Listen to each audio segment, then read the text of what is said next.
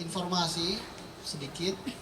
Sebenarnya yang fokus kita dari pengurus untuk pelajaran ini adalah di modul 1 dan modul 2. Modul 2, modul 3 itu nanti sifatnya hanya sekilas gitu ya. Karena kita akan ngomongin operasional dan profitability.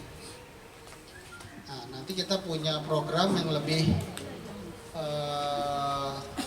dalam terkait masalah keuangan.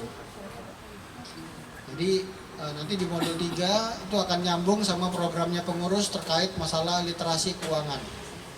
Ya, kita berharap nanti teman-teman ini lebih melek finansial.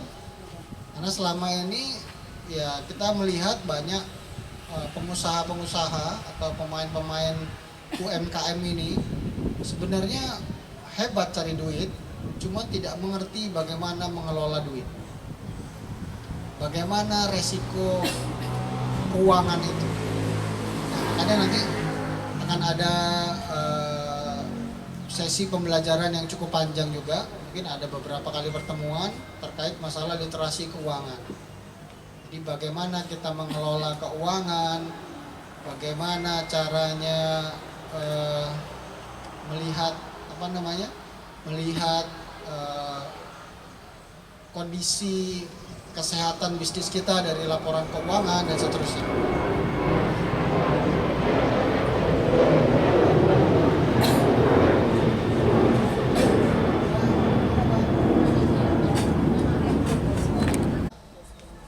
Kalau usaha kita itu sudah benar di modul 1 dan modul 2, nah baru kita akan bicara di modul 3. Jadi modul 3 ini prinsipnya tidak akan dibahas sebelum modul 1 dan modul 2 kita selesai.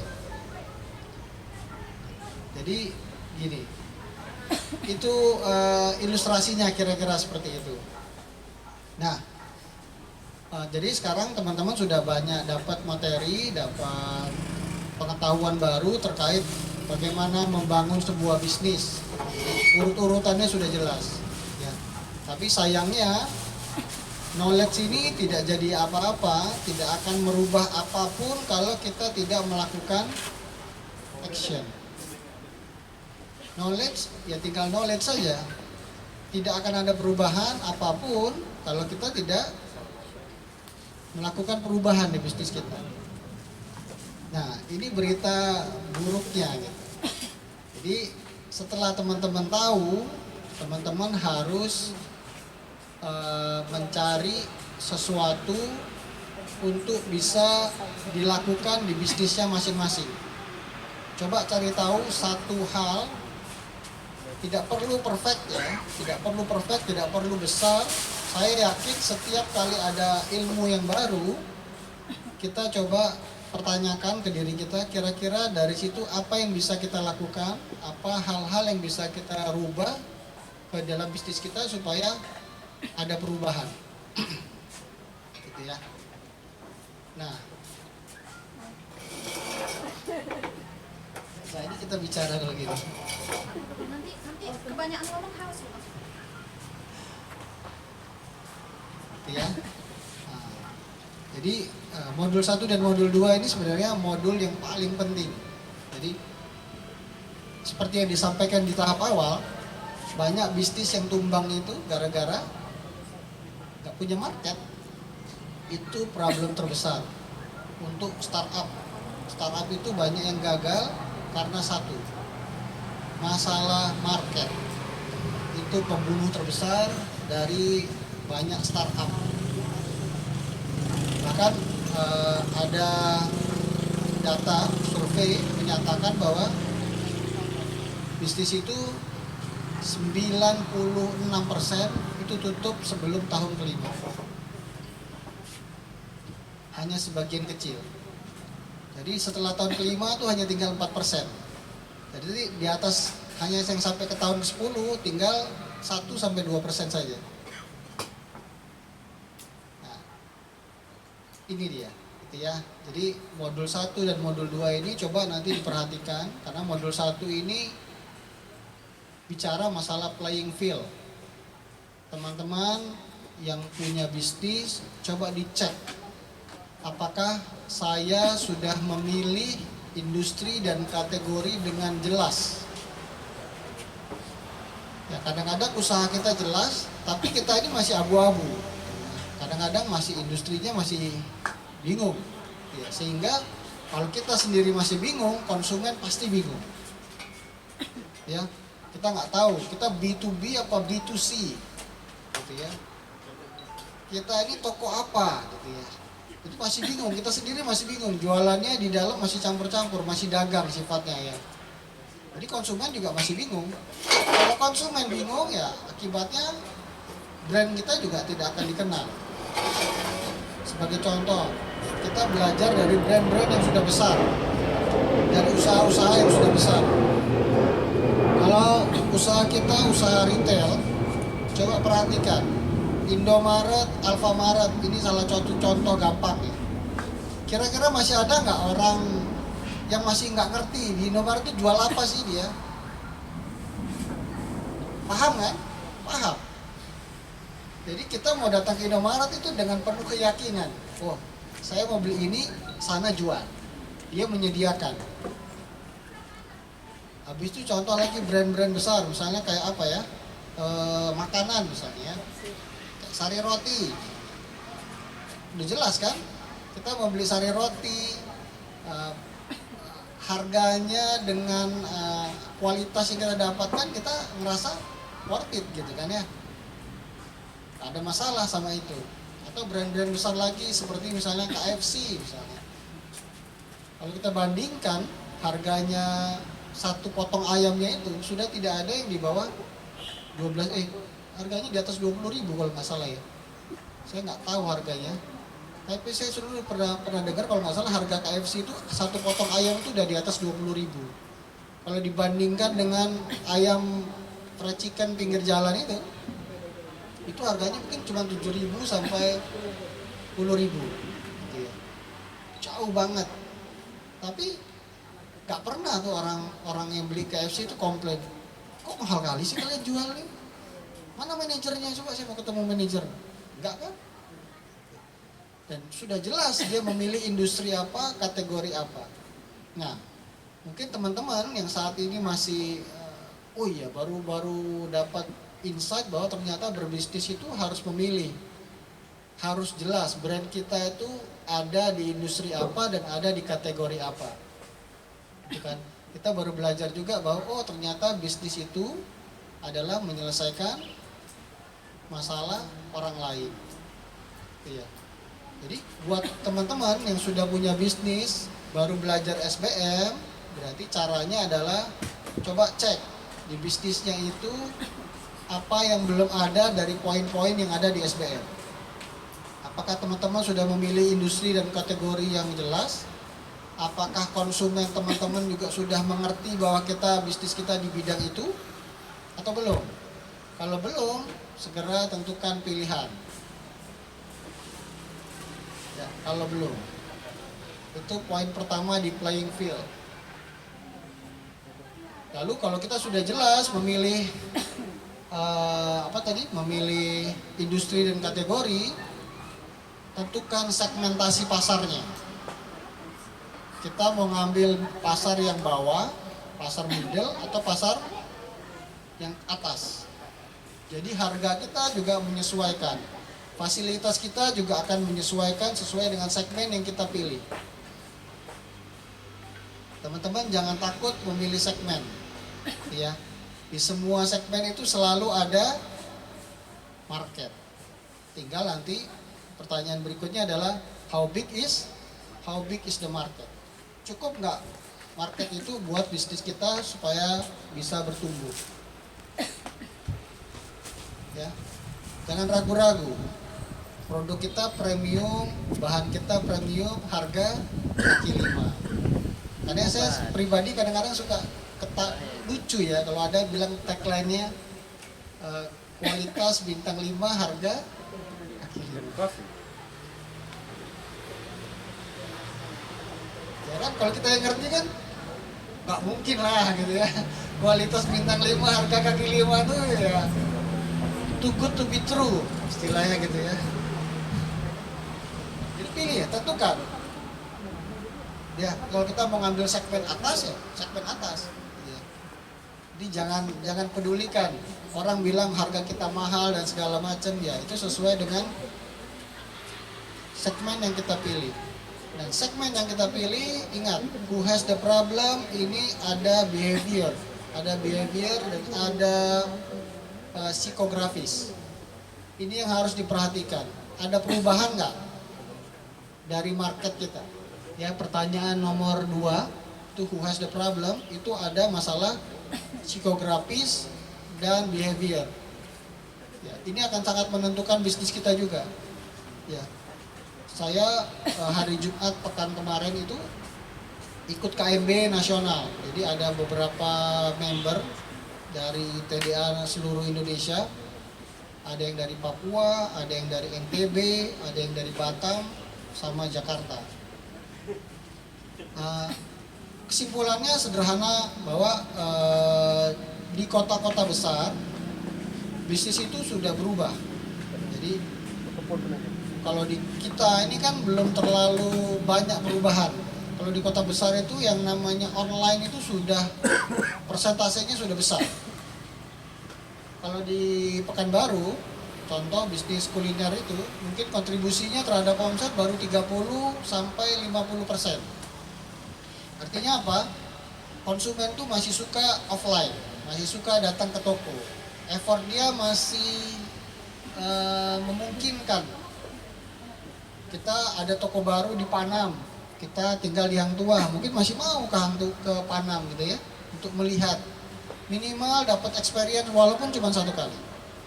Berikutnya baru online gitu ya. Nah, tapi kalau di kota besar ini sudah berubah.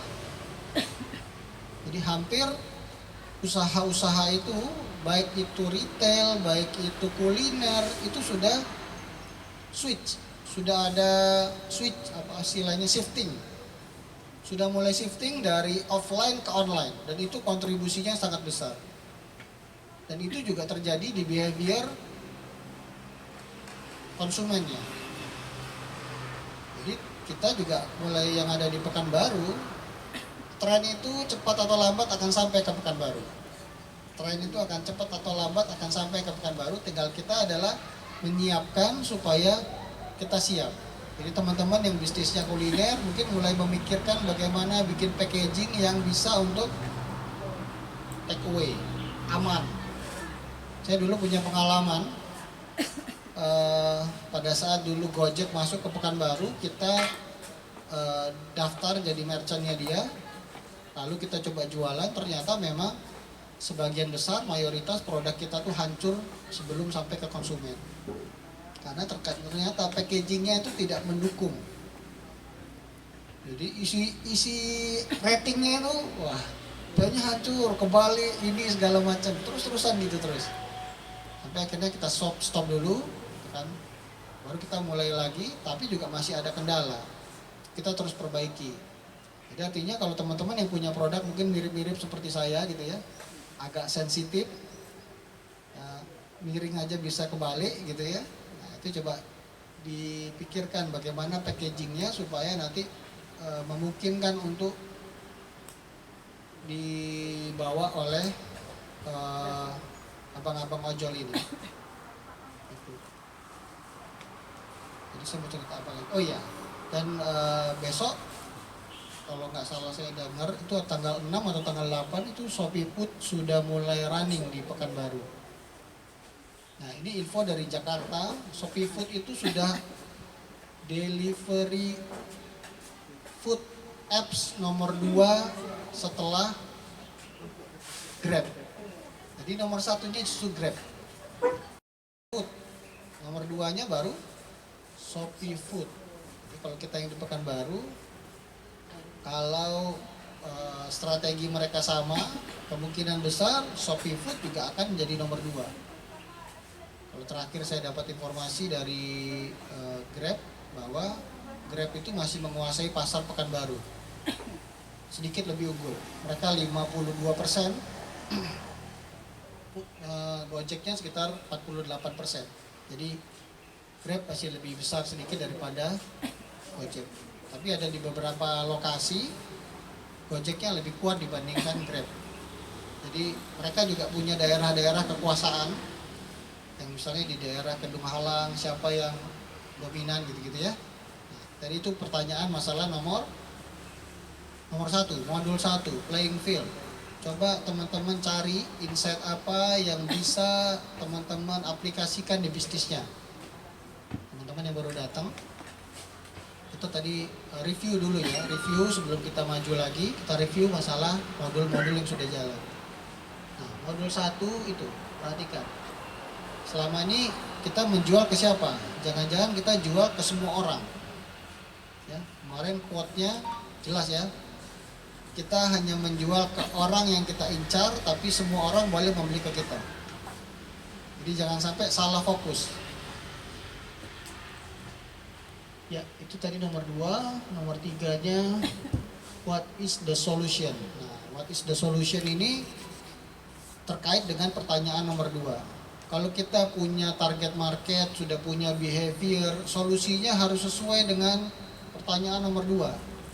Kalau segmentasi kita adalah middle to up, terus anak-anak Gen Z, milenial dan Gen Z, ini berarti harus kuat di online dan sosial media.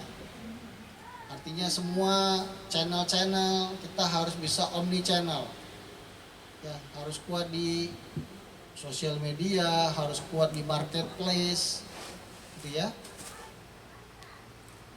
Jadi yang admin WA itu jangan lambat gitu ya. Di chat pagi baru direspon siang. Wah, ini anak-anak milenial nggak suka nih. Anak-anak milenial nih dia maunya responnya cepat. Jadi kalau kita market kita seperti itu ya harus ada gitu ya. Harus punya sosial media karena mereka sebelum memutuskan membeli, mereka itu cari informasi dulu di sosial media. Saya punya anak umur 14 tahun, itu dia sebelum membeli sesuatu, dia cari dulu sosial media. Berapa dia minta, itu dia sudah punya informasi yang lengkap terhadap produk itu. Dia sudah cek dulu ratingnya di Shopee berapa, pembeliannya sedikit atau banyak. Nah itu kan mendukung ya. Kalau pembeliannya sudah ribuan, nah ini berarti terus reviewnya bagaimana?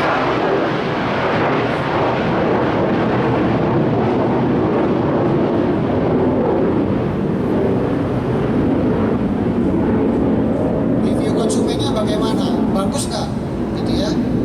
Komentarnya bagus apa enggak? Dia sudah cek dulu. Bahkan walaupun belinya offline, tapi kadang-kadang reviewnya carinya di Shopee gitu. Seperti itu.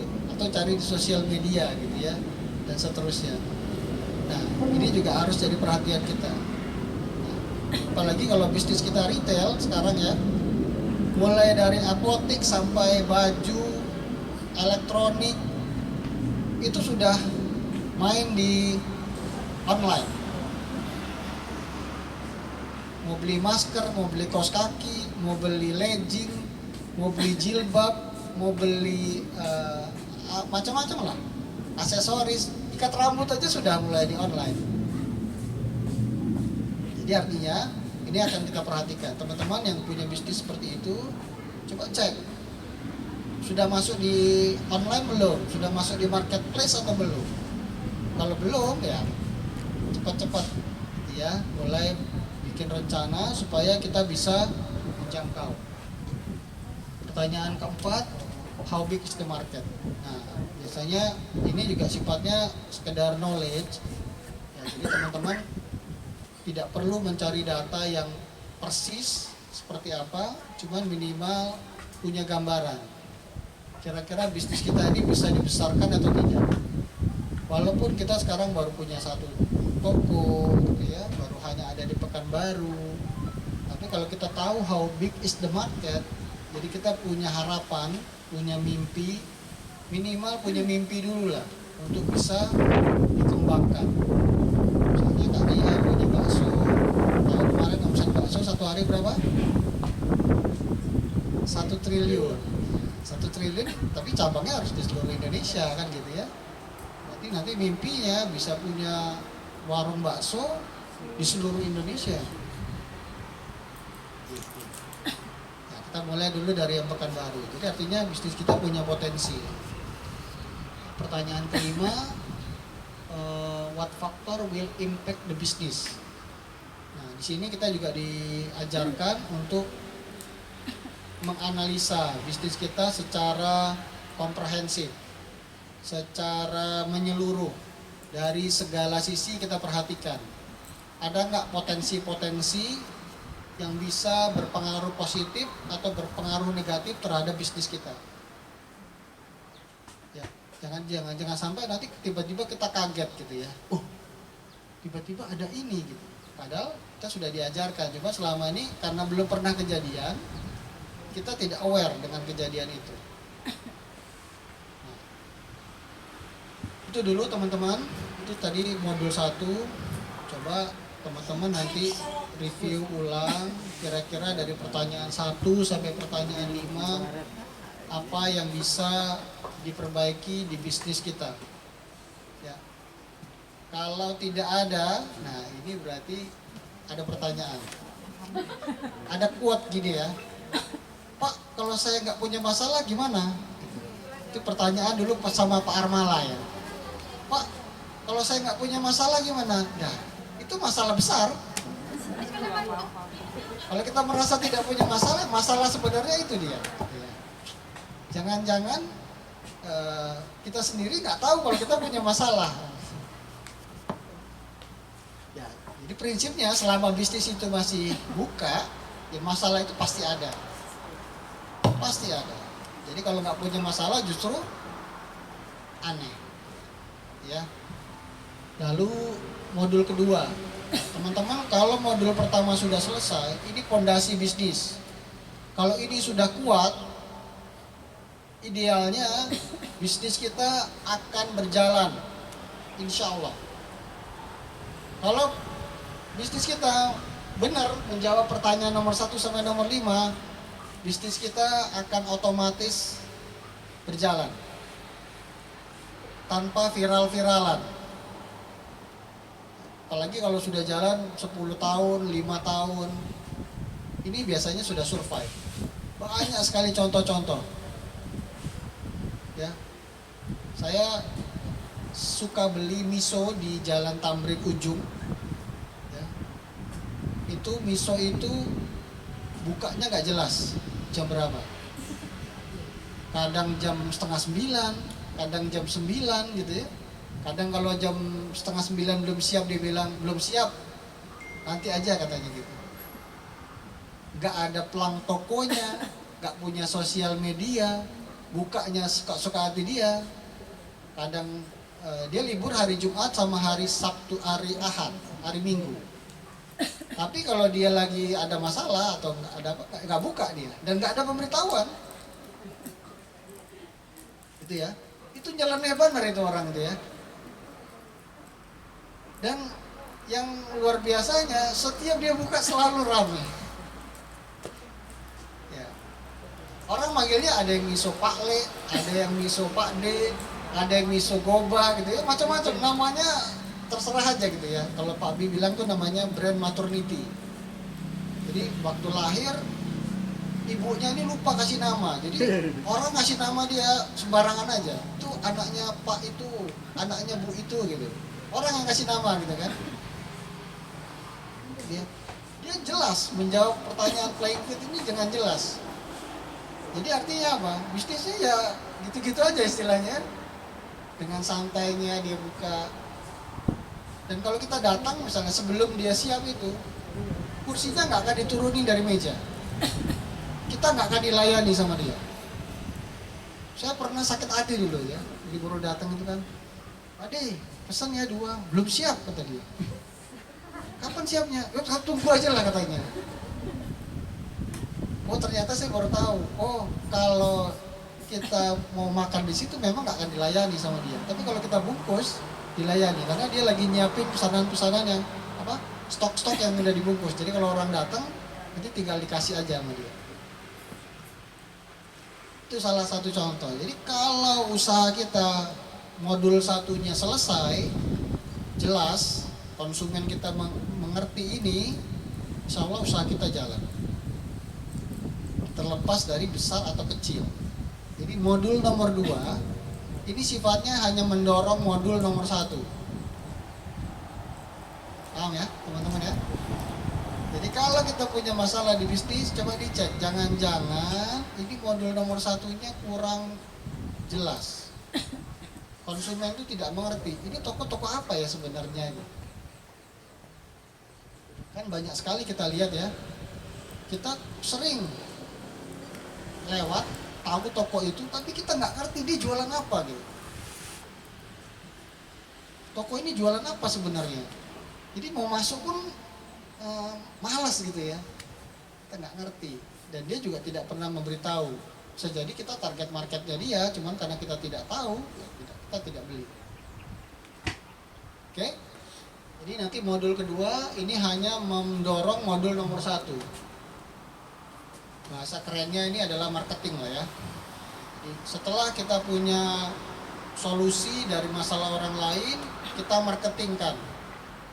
Marketing ini kan sifatnya adalah memberikan informasi kepada calon konsumen sesuai dengan kriteria yang sudah kita tentukan. Usianya, latar belakang ekonominya, pendidikannya, gendernya, daerahnya gitu ya, behaviornya. Jadi istilahnya kalau orang marketing ini tugasnya adalah mendatangkan lead. Lead itu apa? Lead itu calon konsumen.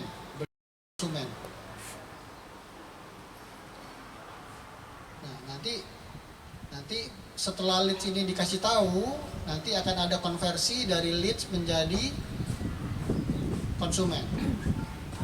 Itulah namanya nanti faktor konversi. Orang-orang sales yang akan mengkonversi leads tadi menjadi konsumen. Biasanya caranya untuk menjadi konsumen ini iming-imingnya banyak, pakai cashback, pakai diskon, pakai voucher dan segala macam. Ya, atau nanti kalau Shopee Food muncul di tanggal 6 atau tanggal 8, saya lupa persisnya, nanti akan banyak promo. Nah, promo ini namanya mengkonversi leads tadi menjadi konsumen. Oke. Nah, jadi modul nomor 2 market landscape ini sifatnya begitu tujuannya. Jadi setelah kita punya produk yang kuat, kita ditanya, kenapa orang harus belinya ke kita? Kenapa nggak belinya ke kompetitor kita? Apa USP-nya kita? Jadi kita ini Apa tentunya perlu di SBM kan? Oke. Pertama, itu kan sebenarnya usaha ini sangat banyak faktor. Ada faktor-faktor yang bisa kita kontrol, ada faktor-faktor yang tidak bisa kita kontrol. Nah, saya nggak mau bicara masalah mistis itu sebenarnya. Itu ya, kalau buat di saya pribadi keyakinan itu tidak ada. Jadi artinya sederhananya gitu, ada hal-hal yang memang nggak bisa kita kontrol. Kalau yang nggak bisa kita kontrol ya jangan dipikirin gitu ya. Misalnya kayak tren. Ya. Itu kan tren itu berubah sangat dinamis sekali. Ada pandemi kayak sekarang itu kita nggak tahu, kan kita nggak pernah mimpi tiba-tiba tahun 2019 ada pandemi gitu ya, langsung merubah banyak kebiasaan kita. Kita nggak bisa kontrol. Jadi sesuatu yang tidak bisa kontrol ya jangan diambil pusing, jangan terlalu dipikirin juga. Tapi menyiasatinya kayak mana Bang? Maksudnya apakah kita tetap bertahan harus di situ atau pindah atau kayak mana gitu loh Bang? Nah, ini kalau dikaitkan sama SBM maksudnya kita Bang? cek SBM dulu. Biasanya teman-teman yang punya usaha ini ada banyak kemungkinan. Apakah buka usaha itu karena punya tempat? Misalnya saya kebetulan atau orang tua saya punya rukonya daripada nggak kepake saya buka usaha. Nah kalau begitu yang harus dipilih apanya? Usahanya gitu kan. Usaha apa yang cocok dibuka di ruko itu. Jangan sampai kebalik gitu ya. Tempatnya sudah terbatas, kita maksa dengan tempat yang ada tadi untuk usaha yang kita inginkan. Tentu jadi masalah. Jadi kan nanti ada pertanyaan nomor berapa tadi ya? Nomor 3. Sorry, bukan nomor 3. Nah, nomor 7. How do you sell your product? Nah, ini kan masalah channel distribusi. Ya, setelah kita tahu itu, kita jual produk kita ini lewat mana? Ini sangat berpengaruh. Ya, kalau kita perlu tempat yang strategis gitu ya, sekolah, ya berarti carilah tempat-tempat yang memang dekat-dekat dengan sekolah. Ya, sesuai dengan ininya, channelnya, sesuai dengan channel yang dibutuhkan, sesuai dengan target marketnya juga. Ya, jadi jangan sampai maksa juga gitu ya. Misalnya kita punya rumah di perumahan, di depan rumah kita kebetulan ada kios, mau kita berdayakan. Tentu kan yang kita pilih adalah kira-kira di komplek perumahan saya butuh apa sih? Kan? Apakah butuh air galon? Ya mungkin orientasinya bukan besar-besaran lagi, tapi memanfaatkan aja gitu kan ya.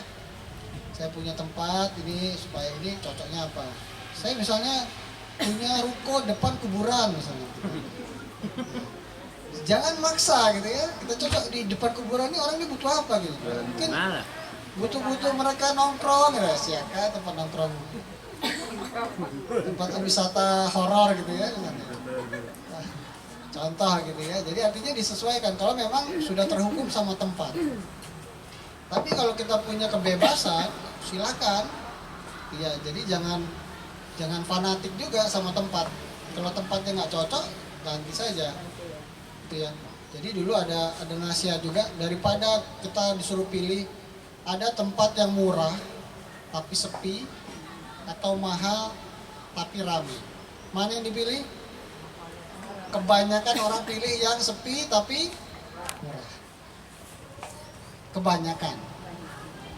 Ternyata justru effortnya sangat berat mendatangkan target market kita ke tempat sepi itu.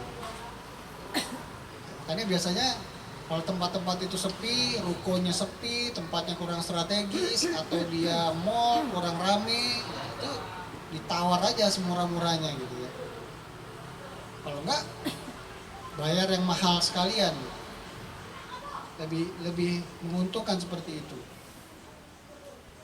Dulu kita pernah coba misalnya kayak itu zaman-zaman tahun 2000 berapa tuh ya? 2013 gitu ya mungkin. Itu di Pekanbaru lagi happening, namanya apa? Bazar-bazar di mall itu. Ya, kan? Itu mereka masing-masing mall itu kita ditawari macam-macam, mulai dari SKA, ke Ciputra, sama Mall Pekanbaru. Cuma ada 3 dulu ya yang rajin. Tahu yang paling mahal yang mana? Mall Ciputra. Mall Pekanbaru. Paling mahal Mall Pekanbaru. Paling murah itu SKA. Karena pengunjungnya beda ya. Nah, itu dia. Memang kalau diuji coba di Mall Pekanbaru itu dia bukan hanya rame di saat weekend. Dia dari hari Senin sampai hari Jumat pun masih tetap ramai karena dia ada di tengah kota. Banyak perkantoran di dekat-dekat situ. Hotel lagi dia. Hotel lagi dekat situ. Jadi kalau kami bazar di MP itu walaupun bayar lebih mahal, lebih untung dibandingkan harus bayar ke Ciputra. Itu zaman dulu ya. Ciputra. Kalau SKA lebih parah lagi. SKA itu kan segmennya dia rame dari orang-orang luar kota. Ya. Saya dulu pernah tanya ke salah satu counter pakaian branded. Saya tanya, di Ciputra sama SKA mana yang penjualannya lebih banyak? Mereka bilang, oh gak ada apa-apanya Pak, SKA. Karena apa? Orang SKA itu, kalau orang kebun itu turun, dia beli celana bukan satu dia. Satu kodi untuk dia sendiri. Kalau di Ciputra ini kan ya penduduk sekitar gitu ya, beli paling satu, bulan depan belum tentu beli lagi gitu. Jadi karakternya berbeda-beda. Jadi artinya kalau teman-teman sudah modul satunya kuat, carilah tempat yang bisa sesuai dengan target market tadi. Kalau target market yang menengah ke atas, kira-kira tempat mana yang cocok untuk target market ini. Jadi bisa jadi modul satunya benar, modul 2-nya nggak benar gitu ya. Jadi nanti PR-nya teman-teman adalah mencari tahu kira-kira di sisi mana di bisnis kita yang harus diperbaiki. Karena ingat ya, perubahan itu hanya terjadi kalau kita melakukan action. Tanpa action, hanya ilmu tok, ya tidak ada perubahan apa-apa. Jadi kalau nanti beberapa tahun lagi ketemu ya masih gitu-gitu aja, coba berarti ada masalah di kita. Cukup? Cukup, Bang Wahyu, gimana? Udah dapat pencerahannya? Ya, noted ya teman-teman ya. Ilmu tanpa action sama dengan bagaikan aku tanpa kamu. Jadi masalah hantu tadi belum terjawab itu. Di luar kuasa. Gimana? Nanti kita bahas ya. Iya ya, aku tengok-tengok abang makin lama makin agak-agak kayak. Ya, makasih Bang Ridwan. Aduh, Bang Ridwan baik deh. Ya, selanjutnya kawan-kawanan masih ada yang mau ditanya kah? Apa kok perasaan agak malu-malu apa gimana ya? Apa lapar ya? Kak Putri aja yang ngabisin pertanyaan. Atau nganu? Nganu tuh dia. Oh, ini untuk kita sampai jam berapa?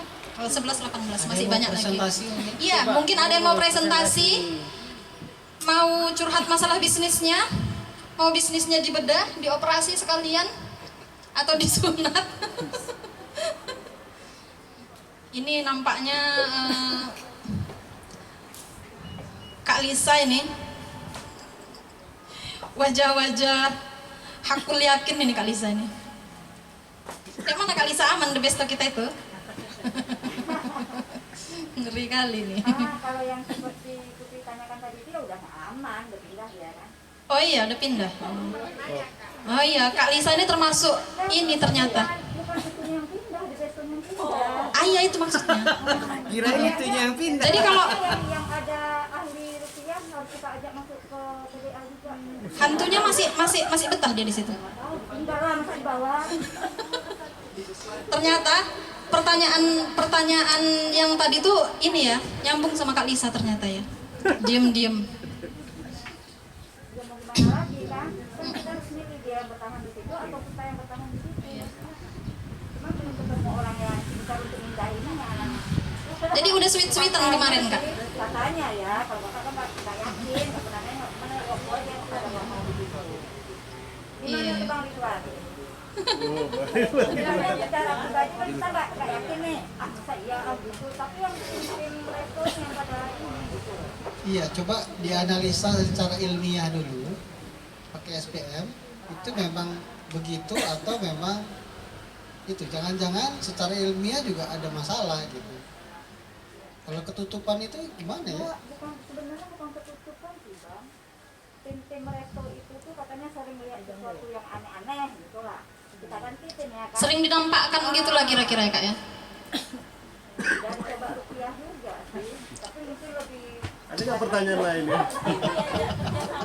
Pertanyaan lain lah. diajak kerjasama kan mungkin juga. Kalau yang nampak cantik mendingan ya kan Kak, atau ganteng gitu. Ini awut-awutan pula bentuknya ya kan. Coba dinego aja, siapa tahu. nanya dong. kerjasama. Iya, coba Kakak ajak dame-dame gitu bisa nggak? Dame-dame. Panggil. Enggak usah bahas itu lah, pembahasan yang berbeda. Saya mau nanya nih. Boleh nak? Enggak, kadang-kadang ini apa yang menurut abang nggak penting, kadang-kadang penting loh menurut orang lain. Kak Putri, kalau kita bahas masalah itu, saya pernah dapat cerita ada seorang teman saya dulu di Bangka. Enggak, dengar dia dulu. membahas juga. Kita bukan masalah bahas goib atau tidak goib, itu nggak akan ada habisnya kalau kita bahas. Jadi materi kita sekarang ini kan SBM. Nah, sebaiknya kita bahas SBM aja. Ada dulu teman saya di Bangka, dia pernah beli satu martabak satu kali dan berikutnya udah nggak pernah ada. Kemudian dia tanya ke warung sebelahnya, saya tadi malam beli martabak di sini, sudah 1 bulan saya cari kok nggak pernah ada ya. Si warungnya bilang, sudah 60 tahun saya jualan di sini, tidak pernah satu orang pun yang jualan martabak di sini. Nah itu jelas, nyata itu. Berarti Kalau kita nganu bahas ya. masalah itu ya Bang ya. Nah sekarang kita bahas SBM dulu. Iya, Oke? kita tadi mengaitkan ke Fine. SBM. Setuju ya? Kita bahas SBM ya? Oke. Iya besok Nanti kalau mau bahas itu kita berdua. Oh nggak mau aku. Nanti datang yang ketiganya setan nggak mau. Soalnya aku kalau udah Ini deh. Oke, boleh nanya nggak nih? Kalau nggak boleh saya balikin mic-nya. boleh nggak bang? Aku agak-agak ini bang, agak-agak punya sentimen pribadi. Ya udahlah ngalah aja aku nggak apa-apa tanya lah. Boleh banget. Serius lah. Serius lah, kurang serius lagi. Terima kasih. Assalamualaikum warahmatullahi wabarakatuh. Yang mau saya tanyakan bang, kita kan masih di pembahasan flying field dan market landscape. Nah, ini kan dua yang berkaitan. Kalau pengalaman pribadi, saya pernah menjual itu dengan harga yang sama tapi kepada orang yang berbeda. Jadi artinya yang satu orang ini nggak ada masalah harga langsung oke, nggak ada masalah, transfer silahkan oke kan? Dan kemudian yang berikutnya ini masalah, kok mahal kali, kok begini kali, di sana sekian gitu. Berarti ininya kan target marketnya berbeda itu bang. Nah jadi bagaimana cara saya yang pertama menentukan, kita bicara flying field dulu. Setiap bisnis kita kan punya flying field yang berbeda-beda, arena bermain yang berbeda, baik itu kuliner, jasa maupun lain-lain tuh kan arena bermainnya beda-beda bang. Lalu untuk menganalisa sebuah arena bermain bisnis itu apakah kita sendiri yang paham karena kita bermain di situ, kita seorang pemain bola nih, nggak mungkin orang main basket itu mengerti dan paham betul strategi bermain bola. Itu maksud saya bang ya. Jadi untuk menganalisa flying field ini apakah kita sendiri yang paham, walaupun nantinya kita akan bertanya kepada coach, kepada guru, trainer atau mentor, dan keputusan untuk mengambil keputusan itu ada di diri kita sendiri atau gimana bang? Karena kita yang bermain di situ, kita yang paling paham, kita yang bermain di situ, dan kalaupun mentor atau trainer maupun coach dia memberikan saran sesuai dengan teori yang ada begitu ya bang ya. Kemudian masalah target market, ini kan masuk di market landscape. Ini kan dua orang yang berbeda, dua karakter yang berbeda, yang satu nggak ada masalah sama harga, yang satu lagi bermasalah sama harga. Nah di sini kadang-kadang menimbulkan kebimbangan bang. Artinya, oh ini apakah benar yang dibilangkan si customer B yang harganya ketinggian, tapi customer A nggak ada masalah gitu. Nah ini saya sebagai business owner menyikapi ini bagaimana bang? Terima kasih Bang Ridwan. Makasih Kak Putri. Oke, pertanyaannya Good ya, good. berat ya. Jadi pertanyaan pertama tadi mengenai playing field. Bagaimana kita menyikapi playing field ini? Bagaimana kita tahu gitu ya. Sederhananya begini teman-teman. Coba teman-teman kalau bisnisnya sudah jalan, anggaplah sudah beberapa tahun, coba ditanyakan kepada konsumen. Apakah mereka mengerti dengan brand kita secara utuh atau tidak? Jangan-jangan konsumen sendiri tidak fanatik sama brand, fanatiknya sama kita. Fanatiknya ke owner sebenarnya. Iya. Jadi perasaan tuh kalau datang ke toko nggak ada ownernya kurang greget gitu. Itu artinya apa? Jangan-jangan kita bukan berbisnis, masih berdagang gitu ya. Kita masih jualan. Tapi kalau kita sudah mulai berbisnis, artinya mau ada ownernya di situ, mau nggak ada ownernya, itu konsumen itu sudah yakin toko kita ini jual apa, brand kita ini apa sih gitu ya. Seperti tadi contoh, kalau kita masuk ke Indomaret, kita udah tahu nih, kita punya kebutuhan, kita udah tahu kita mau beli kemana. Indomaret tuh menyediakan nggak apa yang kita butuhkan. Nah, cara ngeceknya begitu. Jadi kalau konsumen sudah paham 100% mengenai brand kita apa, jualan apa, kalau kita jualan jasa apa yang disediakan, itu berarti sudah jelas ini komunikasi kita. Atau jangan-jangan kita sendiri konsumen masih bingung nih, toko apa ya sebenarnya ya, gitu ya. Kadang ada jual ini, kadang jual itu juga, masih berubah-berubah gitu ya. Tapi kalau toko kita masih baru, ya coba dilihat orang itu datang ke tempat kita, persepsinya apa?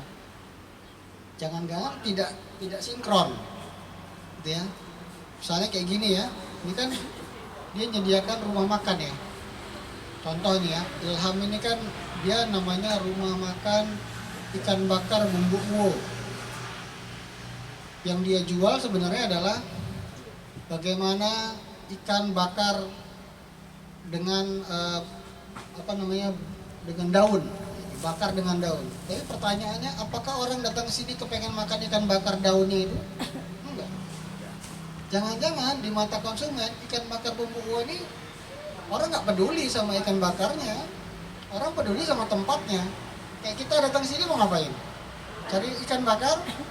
Enggak. Karena kita butuh tempat gitu kan, butuh tempat buat ngobrol. Akhirnya karena sampai siang makan siang gitu ya, karena haus beli minuman, beli kopinya dan segala macam.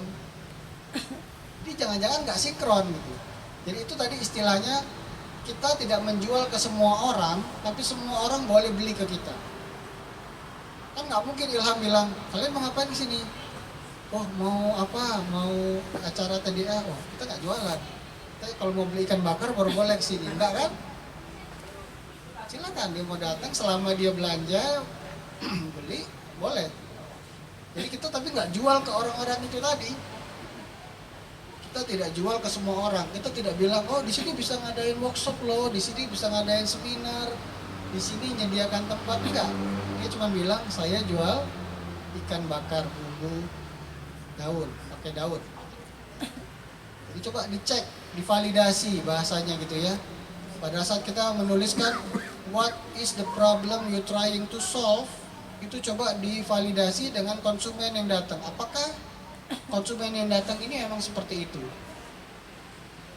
Jadi biasanya karakter bisnis itu seperti itu. Kita membuat problem A, ya, solusi A, tapi orang B, C mau datang juga. Tapi itu bonus, sifatnya bonus. Jangan sampai kita salah perhatian.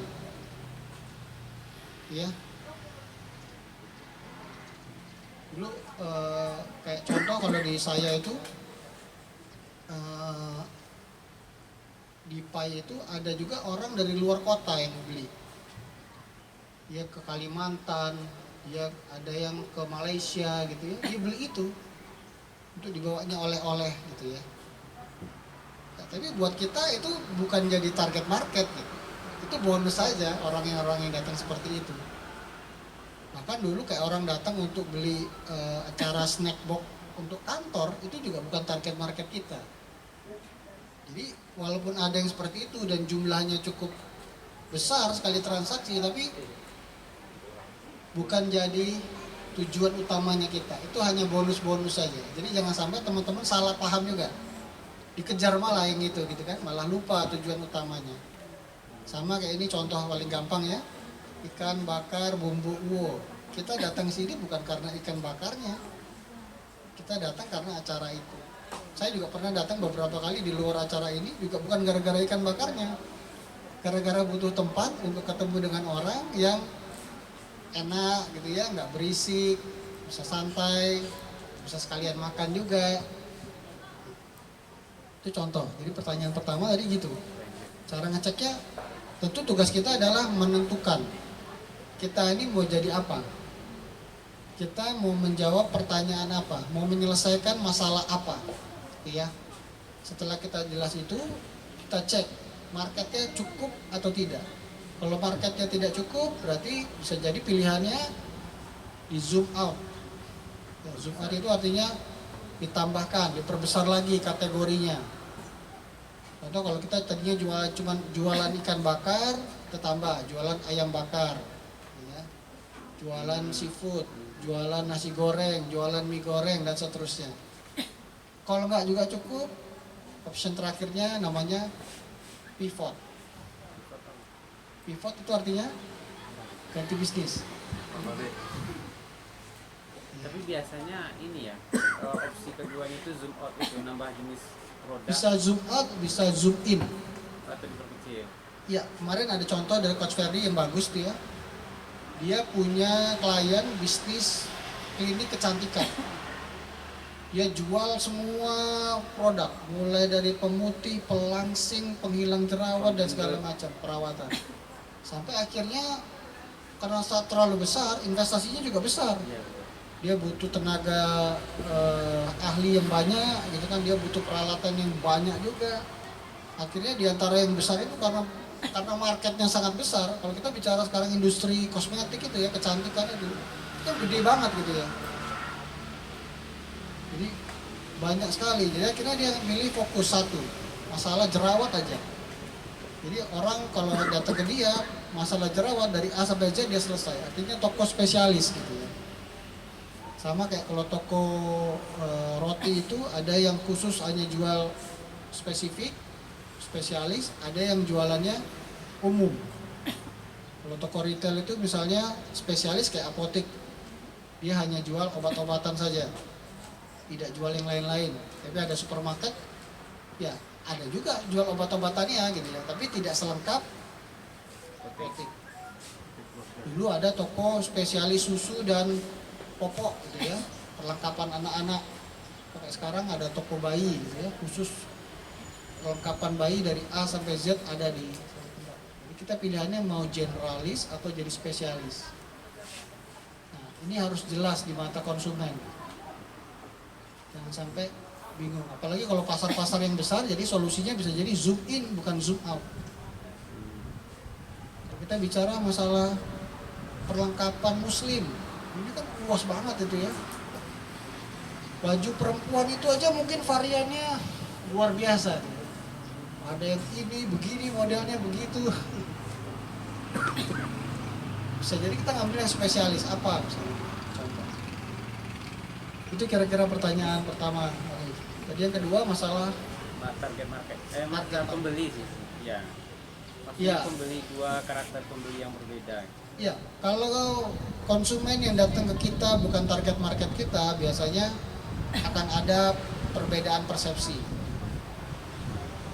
Ya, kita misalnya memberikan harga ini untuk menengah ke atas gitu ya. Ternyata yang datang kebetulan menengah ke bawah. Dia beli ya, mau dari kita memang beli. Cuma dia mungkin ada unek-unek gitu ya. Mahal kali. Gitu. Di saya seharusnya beli 10.000 cuma, di sini 15.000. Jadi gini, teman-teman, kalau komplain ini ada hal-hal yang tidak perlu mungkin kita tanggapi gitu ya. Kalau dia bukan target market, dia komplain masalah harga itu wajar gitu. Tapi kan kita selama kita nggak nipu gitu ya. Kan dulu ada kasus kayak di Jogja itu yang istilahnya getok harga itu ya. Sudah selesai makan ditanya berapa? 300.000. Hah? Siapa kan nasi goreng 300.000? Harga kita jelas gitu kan. Dan mereka komplain masalah harga ya berarti dia ketemu toko yang salah.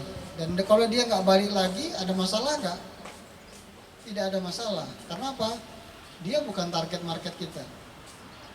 Jadi kalau harga yang bisa dibanding-bandingkan itu, maksudnya contoh di sini TS 5.000, di Ya. sana kan umum kayak minyak goreng lah gitu contoh ya. 1 kilo 10.000, umum tuh harganya nasional. Tapi kita jual 15.000. Jadi si konsumennya bilang di sana cuma 5.000 karena dia punya pembanding.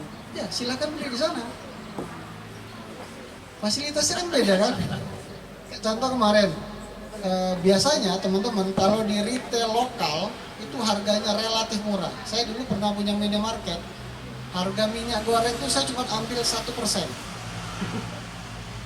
Jadi kalau harga minyak goreng itu dari distributor itu 20.000, saya cuma tambahin 1% saja. 20.100. Nah, cuma 20.100, 100 perak.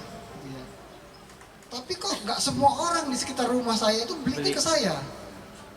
Ada yang beli ke pasar buah, ada yang belinya ke hypermart gitu ya. Kenapa? Ya mungkin dia ke hypermart sekalian belanja bulanan gitu ya.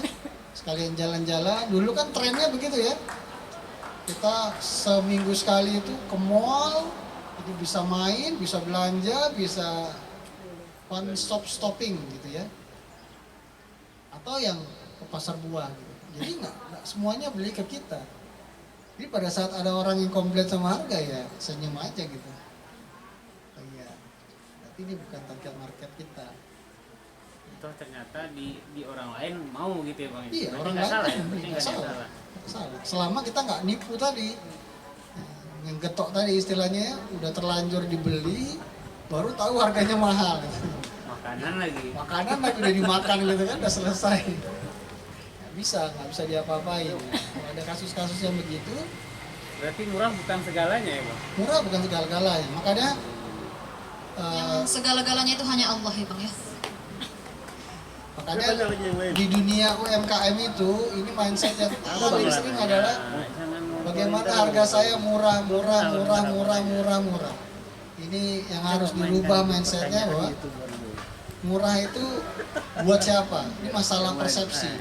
Nanti kalau teman-teman belajar brand ini lebih ngeri lagi. Jadi ternyata konsumen itu membeli itu bukan karena kualitas, karena persepsi. Karena persepsi. Jadi bisa jadi yang persepsinya mahal dia bisa menjual lebih mahal karena memang dipersepsikan mahal. Jadi membuat persepsi mahal itu ternyata banyak triknya. Nanti ya silakan nanti dipelajari. Jadi teman-teman nanti ini hanya dasarnya saja. SBM ini hanya basic saja.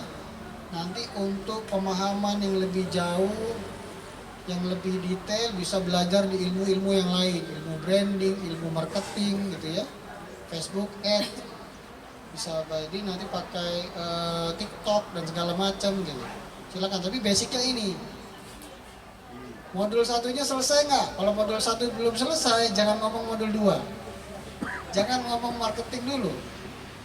Kalau nggak nanti marketingnya tidak maksimal. Teman-teman mungkin yang sudah belajar ads melalui sosial media nanti akan tahu betul bagaimana efisiennya kalau kita punya target market yang spesifik. Ya, jadi kita punya peluru 10 memang untuk 10 orang. Sniper dia tidak pakai senapan mesin yang nembak ke segala arah dan ke semua orang. Oke, Bang If cukup? Cukup bang, cukup kan aja bang. Nanti beranak pinak lagi bang. Jadi intinya ya bang, kalau udah belajar SBM itu nggak ada lagi istilah palu gada ya bang ya. Harusnya begitu. Harusnya begitu, idealnya gitu ya bang ya. Karena itu terkait branding juga ya bang ya. Kita itu pengen dikenal sebagai apa gitu ya. Nanti kalau kita palu gada orang bingung mau mengenali kita sebagai apa gitu ya bang. Bukan kita, tapi brand kita. Ah itu maksudnya. Iya. Kalau kitanya boleh palu gada gitu kan, kita punya ini, punya itu, punya ini silakan gitu. Tapi jangan semua orang akhirnya nyarinya kita, yang carinya kan brand-brand kita aja, toko kita gitu. Baiklah. Jadi ini kan dari tadi kita ada ngomongin zoom in, zoom out gitu. Kakak-kakak abang-abang di sini udah paham ya zoom in, zoom out itu ya. Takutnya mana tahu ada yang belum paham, mungkin agak kasih pencerahan gitu bang. Enggak, mana tahu loh ada newcomer gitu atau newbie gitu ya. Judulnya kan mana tahu ya kan.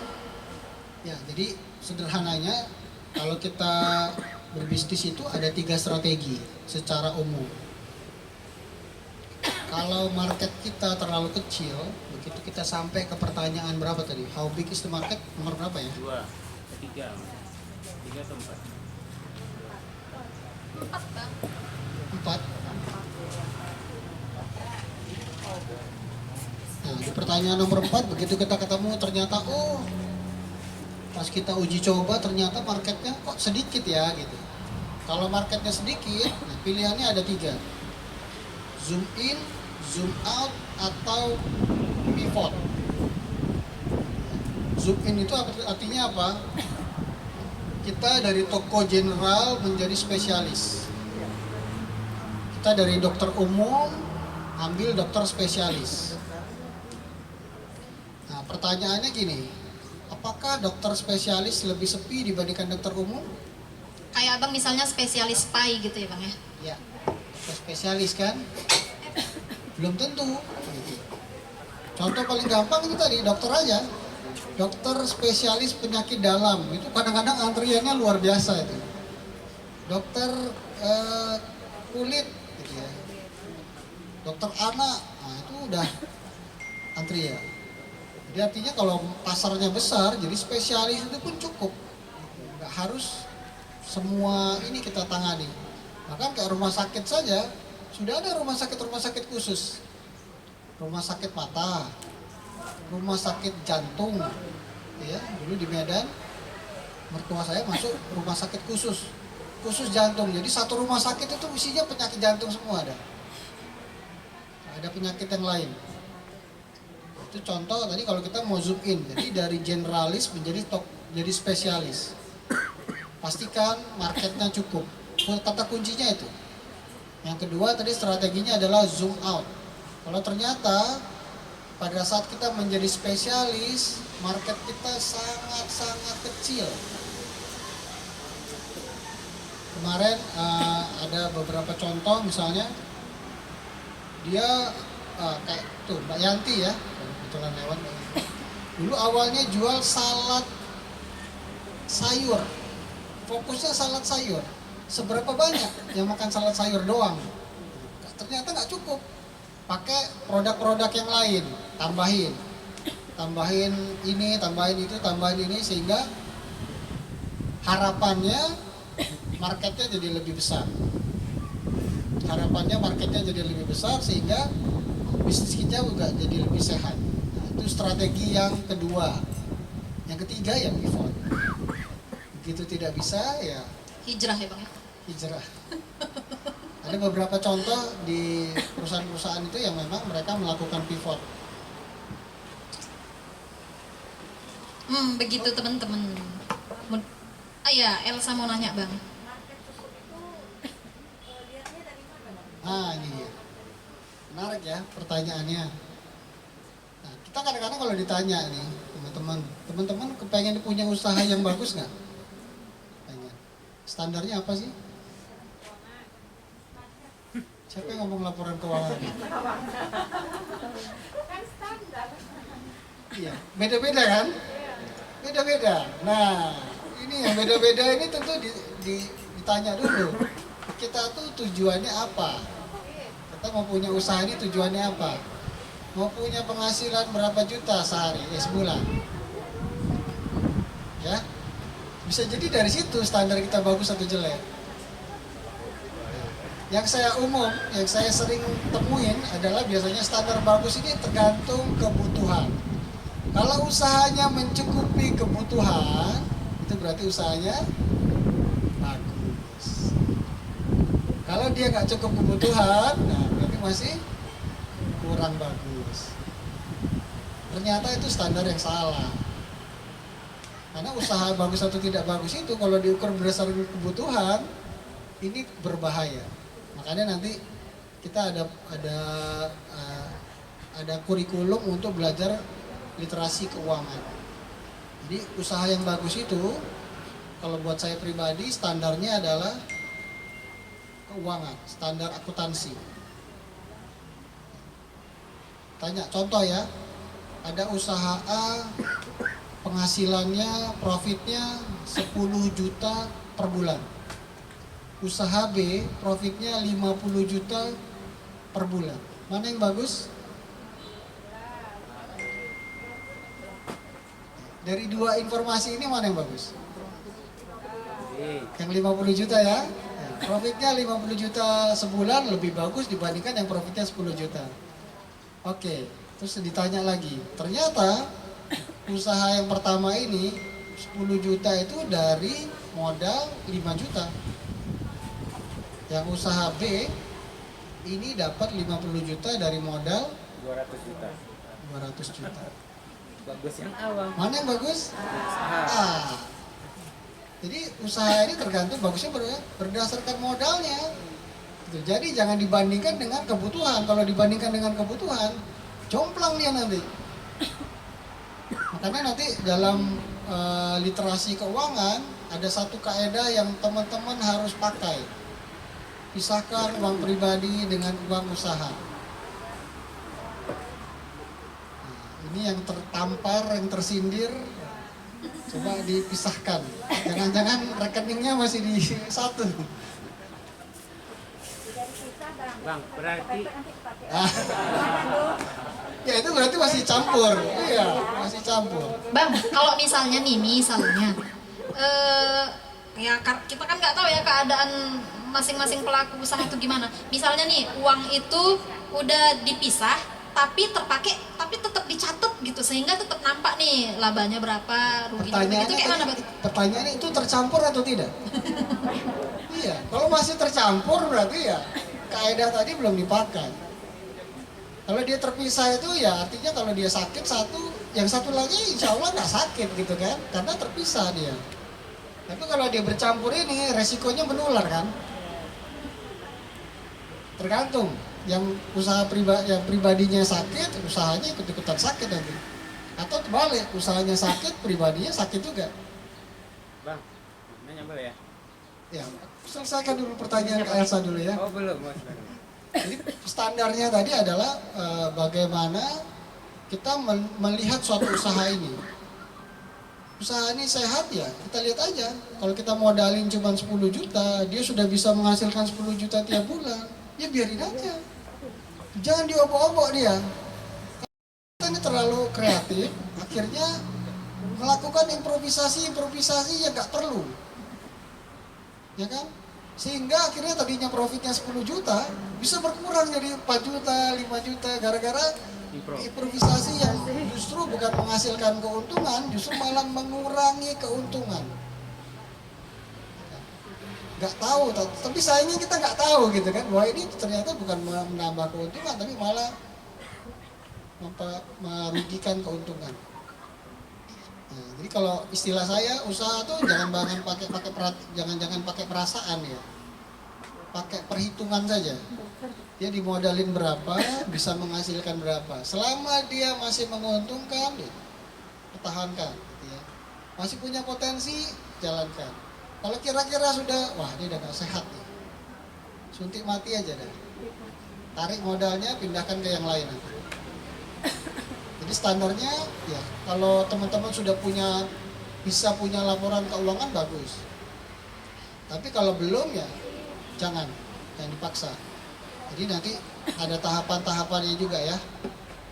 Teman-teman mungkin yang bisnisnya baru mulai, itu jadi jangan ngomong-ngomong laporan keuangan dulu.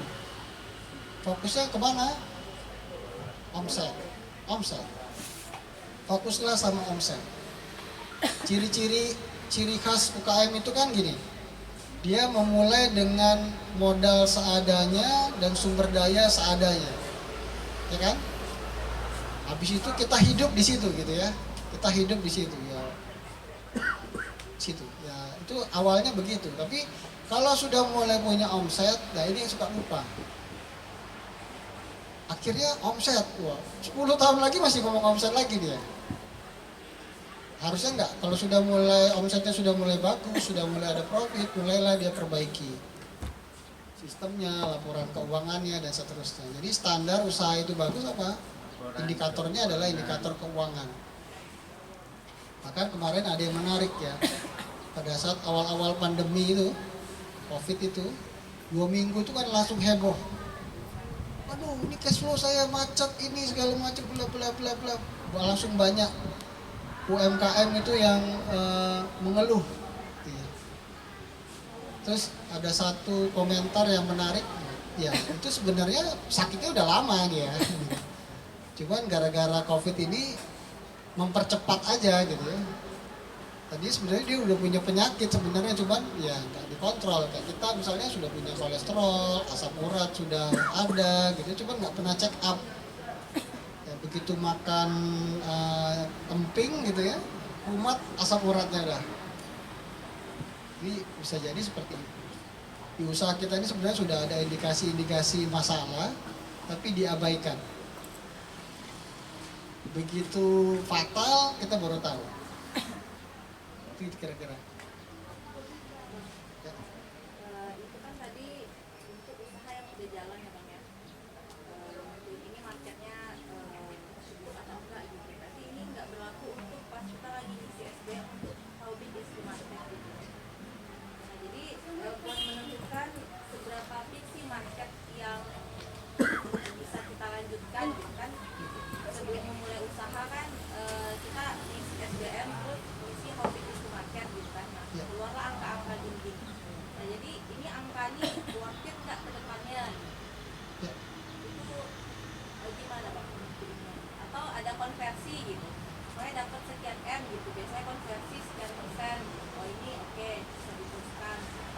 Ya, jadi sederhananya gini, pada saat kita mengisi SBM, isinya semuanya tuh rata-rata asumsi semua.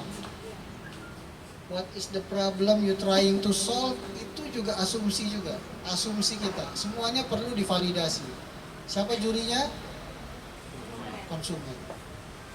Jadi pada saat kita ngisi how big is the market ini juga pakai asumsi. Cuman asumsi kita kan nggak asal-asalan gitu ya. Kita cari role model istilahnya. Siapa sih yang sudah berhasil di bisnis ini gitu ya. Lalu kita lihat, oh dia punya omset berapa? Dia punya omset miliaran. Oke, berarti kalau kita terjun di bisnis yang sama, kurang lebih berarti kita juga punya potensi. Ini sifatnya asumsi kan? Asumsi, tapi asumsinya nggak asal-asalan. Sudah punya referensi. Jadi pada saat kita uji coba, nah kita coba validasi asumsi-asumsi tadi. Betul nggak orang itu punya masalah itu? Jangan-jangan hanya asumsi kita saja. Ya tadi nomor 1. Nomor 2, siapa sih orang-orang itu? Jangan-jangan meleset. Pengalaman saya biasanya ada meleset-meleset sedikit itu. Dari yang kita isi dengan faktanya nanti di lapangan. Jadi makanya ada istilah follow your customer. Follow your customer itu maksudnya pada usaha kita baru buka, memang sebaiknya kita fokus tuh, perhatikan tuh yang datang ini siapa ya. Terus mereka kalau bisa kita ajak wawancara, kita ajak ngobrol, ya. Makan apa tadi kak? Terus apa dan segala macam gitu ya. Nanti kan kita tujuannya buat apa? Untuk validasi apa yang kita ini benar nggak? Jadi contoh, ini Ilham baru buka rumah makan ini misalnya gitu ya. Tiba-tiba ada orang datang. Coba ditanya, tadi makan apa? Suka nggak dengan makanannya?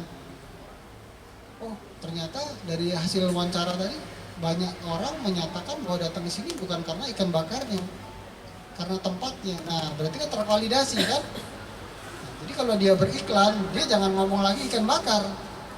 Dia ngomongnya adalah tempat. Jadi divalidasi terus kalau dia baru buka. Nah, kalau how big is the marketnya, tentu validasinya dengan omset nanti. Kira-kira kalau problemnya sudah jelas, siapa yang punya masalahnya sudah jelas, baru kita bicaranya adalah market landscape. Jangan-jangan banyak orang yang belum tahu bahwa kita menyediakan masalah ini. Jangan-jangan kita kalah kompetitor, kalah kompetisi dengan kompetitor. Ya. Ada 2 orang, ada 2 brand, ada 2 usaha yang menyediakan masalah yang sama dan kita kalah saingan. Kafe A, kafe B. Kafe A rame, kafe B sepi. Kita yang punya kafe B misalnya. Nah, berarti jangan-jangan pertanyaan nomor 6-nya kita nggak kuat atau kita salah di situ. Atau jangan-jangan pertanyaan nomor 7, how do you sell your product? Kita salah pilih channel, salah pilih lokasi tempat. Ya, kita jual kategori yang lagi tren. Orang rame, kita nggak rame. Bisa jadi tempatnya salah gitu ya. Kita segmennya middle to low, tapi tempatnya di middle to up. Misalnya gitu. Banyak penyebabnya nanti. Nah, makanya kalau modul 1-nya selesai, nanti yang dibedah adalah pertanyaan modul 2. Dicek, ada nggak kesalahan-kesalahan di sana tadi. Jadi usaha-usaha yang baru, tugas kita adalah apa? Pada saat kita mendesain step shoot, itu coba validasi. Follow your customer, cek customer. Kita ajarin tim kita buat bisa lihat informasi itu juga. Kita bikin kuesioner yang bisa menarik. Kita bikin pertanyaan-pertanyaan di sosial media yang menarik interaksi konsumen. Di sosial media itu bisa dimanfaatkan untuk macam-macam gitu ya. Misalnya mau buka cabang, kira-kira mau buka di mana? Ini kita ngomong followernya udah banyak ya, konsumen kita udah banyak. Kita mau buka cabang, tinggal tanya aja sama follower itu. Kita punya 3 pilihan misalnya, suruh bikin polling.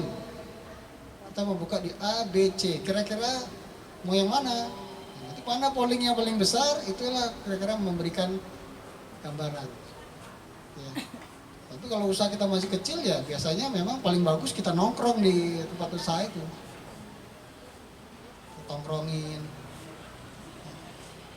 Yang paling bagus itu adalah ya kayak kemarin saya agak mau mengkritisi masalah beli TDA ini ya. Beli TDA ini bagus, cuman kadang-kadang tidak realistis dia. Kita datang bukan karena kita butuh, karena kita punya ya, karena support, mau mensupport teman gitu kan istilahnya. Apakah kita akan jadi calon konsumen tetap? Belum tentu. Jadi beli TDA boleh, tapi juga harus jeli. Wah, dia bukan konsumen kita, bisa jadi gitu ya. Kita sifatnya hanya support bisnis dia aja, bisnis teman. Ya. Jadi caranya bisa seperti itu. Datengin, tongkrongin, amati dari jauh gitu ya. Pura-pura jadi konsumen juga, duduk, dilihat, diperhatikan. Yang datang siapa, laki-laki atau perempuan, usianya berapa. Kira-kira gitu gak ilustrasinya? Mau tanya lagi Bang ya? Udah, Elsa, amannya. Bang, kita sampai jam berapa Bang? Sampai saya selesai nanya. Sampai capek, enggak ada bentar lagi kan mau zuhur nih. Enggak, maksudnya habis zuhur dilanjut lagi kah? Boleh. Oh, ya. Masih full baterai ya Bang ya? Ya, nanya lah. Bang, jadi kalau kita bicara tadi sudah mulai menyinggung tentang laporan keuangan, artinya ada bisnis yang kita lihat seolah-olah berkembang, padahal dia mengeluarkan atau menggelontorkan dana investasi yang besar. Jadi kalau kita pandang secara kasat mata, secara mata awam, mungkin kita lihat bisnis itu maju dan berkembang. Padahal kalau kita boleh teliti, bisa jadi itu hanya investasinya yang besar, tapi mereka belum menghasilkan keuntungan sesuai dengan nilai investasi. Karena kalau seandainya nilai investasinya 200 juta, dia hanya menguntungkan 50 juta per bulan, atau mungkin itu belum termasuk kategori profit ya. Karena harus membalikan dulu modal investasi yang besar. Apalagi kalau investasinya sampai miliaran. Artinya dia harus butuh keuntungan yang lebih besar lagi. Jadi maksud pertanyaan saya Bang, tolak ukur berkembang atau tidaknya sebuah bisnis itu tidak bisa dinilai secara mata telanjang atau kasat mata. Jadi kita harus betul-betul mengetahui bahwasanya profit yang kita dapat itu sudah sesuai dengan nilai investasi yang kita gelontorkan. Apa begitu Bang kira-kira Bang? Iya, betul ya. Prinsipnya begitu.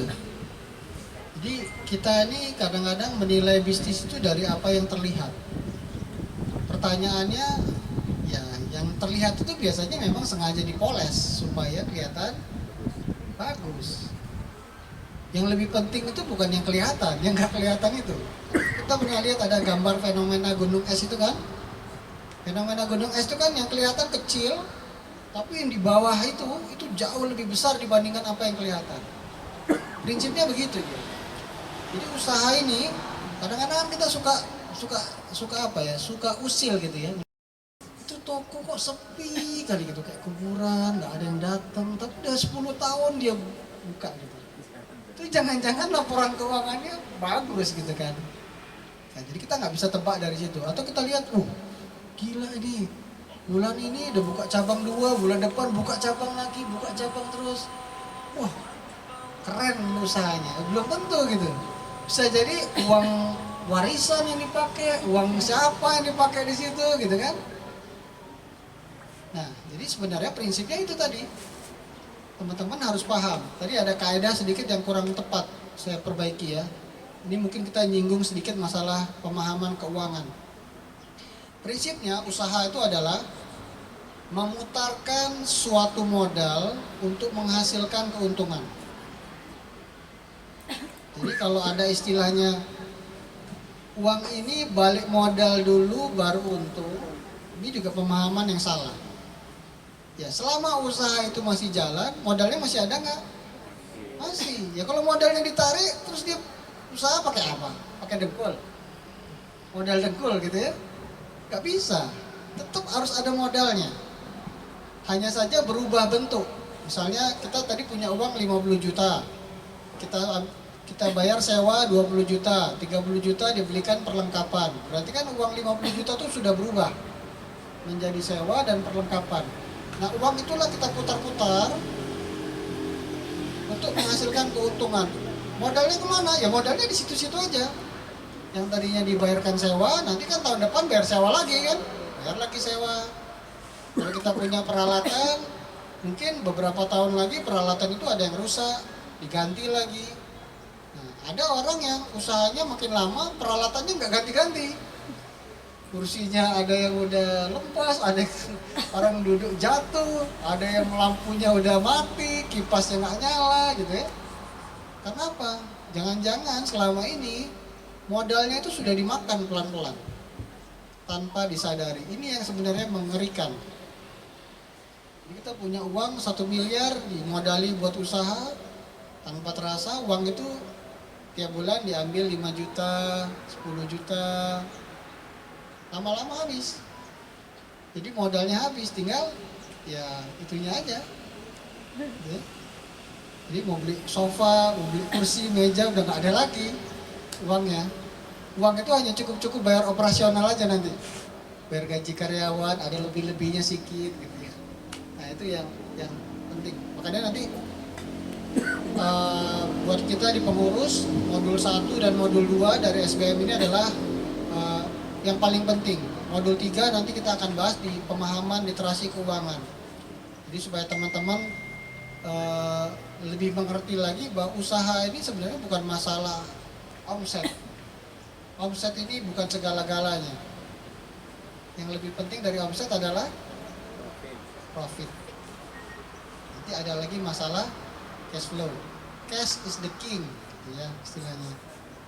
Jangan sampai usaha itu nanti di atas kertas bagus, tapi cash flow-nya bermasalah.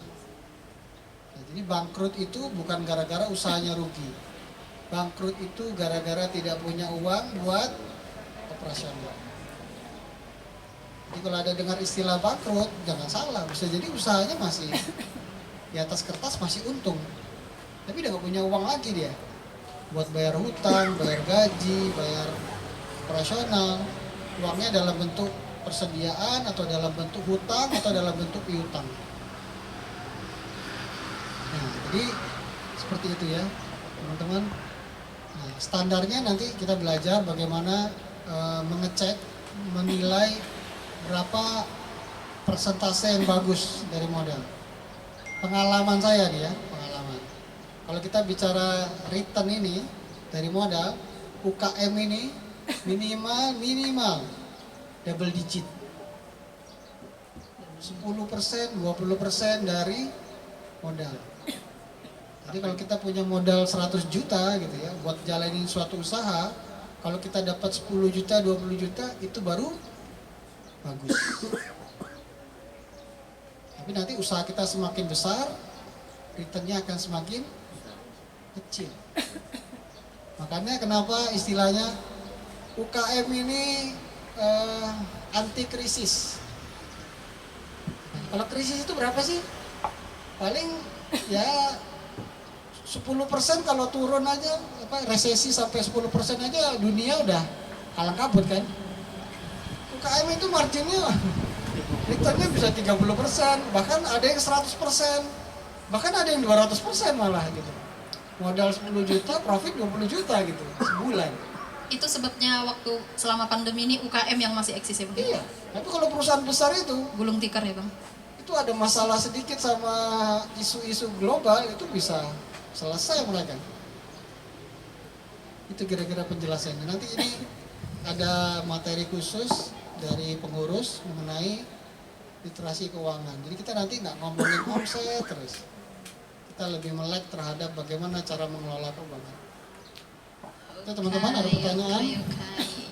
Tapi kalau masih ada pertanyaan kita sambung nanti ya Bang. Ini kayak mana Bang? Masih mau disambung ya? Janganlah.